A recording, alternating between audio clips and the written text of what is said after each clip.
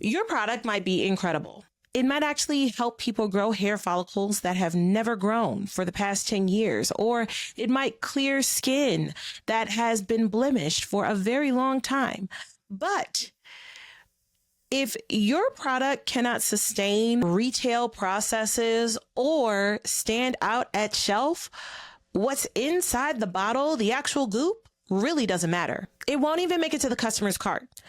In fact, 75% of decisions that people are buying are made at the shelf.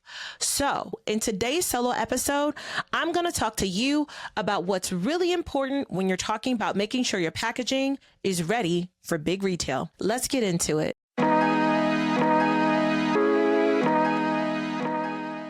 Welcome to Scaling Emerging Beauty. I am your host, Monique Benoit. I am an ex-retail merchant who loves to democratize information and share tactical tips to help early stage brands grow their brands and scale at big retail. And for today, I'm going to talk to you about 5 things that you need to know if you want to make sure your packaging is retail ready. Before I get into topic number 1, we need to cover a couple of the niceties. First things first, I am an associate of Ulta Beauty at the time of this recording. The ideas and thoughts shared here are my own and not that of my employer. For the next nicety, let's go ahead and hear a brief word from our sponsor, and then we'll get right into the episode. I'd like to take a moment to thank the sponsor for the Scaling Emerging Beauty podcast, the Emerson Group. Through their support, we're able to continue to talk to industry experts to provide early stage brands with strategies and tactical insights on what they can do to help their business grow better. So let's go to topic number 1. Let's get into the reason why you're here. Let's talk about what things are important to make sure your packaging is retail ready. Number 1, I'm actually going to start with something that is not super sexy, and that's supply chain. Now, a lot of the founders that I meet on a daily basis, I really connect and vibe with them because they are product people, they are packaging people, they're the visionaries who have these amazing stories. Like, you can tell that being a founder is in their heart. And that is one of the reasons why I love retail and I love doing this kind of stuff. But with that said, most of the times, those founders are not the ones that are operational. They're not giving, this is what needs to happen in order for the product to get from the place overseas to the actual distribution center and so on and so forth. But it's so important that your inner packaging can sustain retail operations. What do I mean by that? If you're really looking to scale at big retail, eventually your product is going to make it down the retail supply chain. That means you could wind up in a warehouse or a distribution center or several warehouses and distribution centers if you're at a big retailer. And it's important that your packaging can sustain some of the typical wear and tear that happens in those processes. With that said, you want to make sure that your outer packaging is going to be sturdy enough to handle being on ramps or being placed into boxes with other items so that it is not easily damaged, because those damages will come back and impact your bottom line because retailers charge brands for those damages. The other thing that I'll mention with supply chain and packaging is that it does impact your overall cost. So keep that in mind as you're thinking about what you select for your packaging. Glass bottles are definitely sustainable, but they're also heavy. So consider things like aluminum or even recyclable plastic are really fantastic alternatives if you're trying to monitor costs and also be mindful of supply chain. I will add this caveat with that. You want to make sure that whatever changes you make or whatever suggestions you hear from me or any other trusted advisor align with your brand values. If sustainability is a top item on your list, then maybe glass is the right choice. But do keep in mind that it's really heavy and it also can lead to a lot of damages. I'm just saying. The next topic for packaging is shelf appeal. I'm going to take you back just for a brief moment into the 90s. Now, if you're listening to this podcast, let me go ahead and paint a picture. I'm looking at a sage green bottle that Pixart clip art worthy dots on it and the word pert across the bottle. There's also some super bright blue dots on the bottle, in addition to some true green dots on the bottle as they crisscross each other. The bottle also has all of the claims and benefits about PERT. And let's face it, well, I'll stop talking. This is typical 90s packaging, right? Very bright colors, not necessarily a lot of design for what we believe is aesthetically pleasing, at least here in the year 2024. So keep that in mind.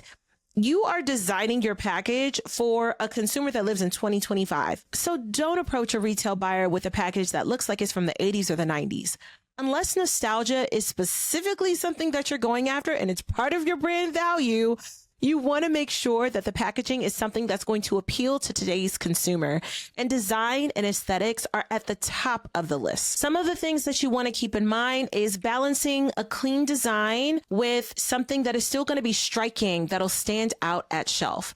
And this actually brings me to a really good transition into the next topic, which is what to include on your packaging. You want to find a fine balance between the benefits and the claims, the reason why your product is better than everyone else's, and balance it out with some negative space so that it still meets the aesthetics that many folks today are looking for. The other thing that I'll mention is that you want your brand to be very clearly labeled on the package.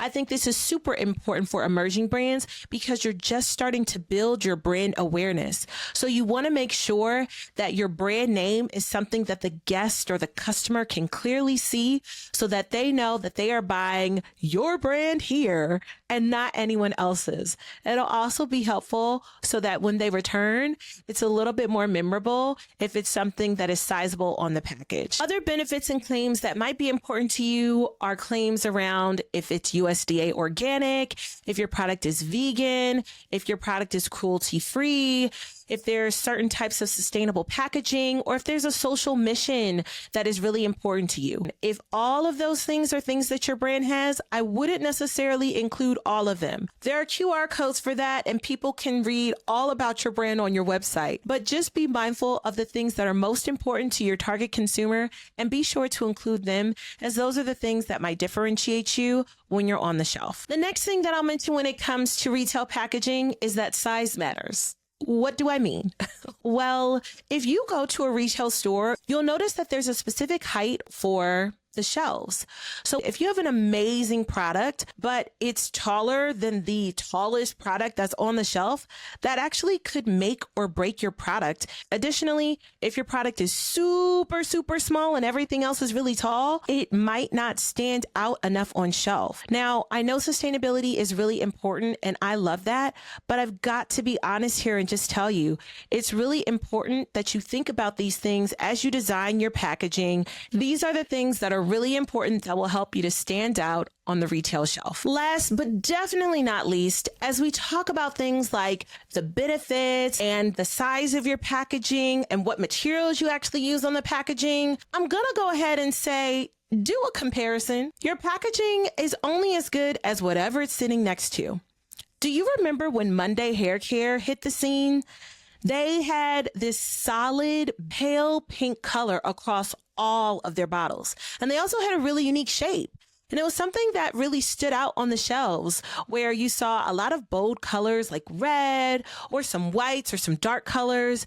That pink really stood out and was something that if you're a consumer shopping the shelf would have been a little bit striking and made you say, this is something I should check out.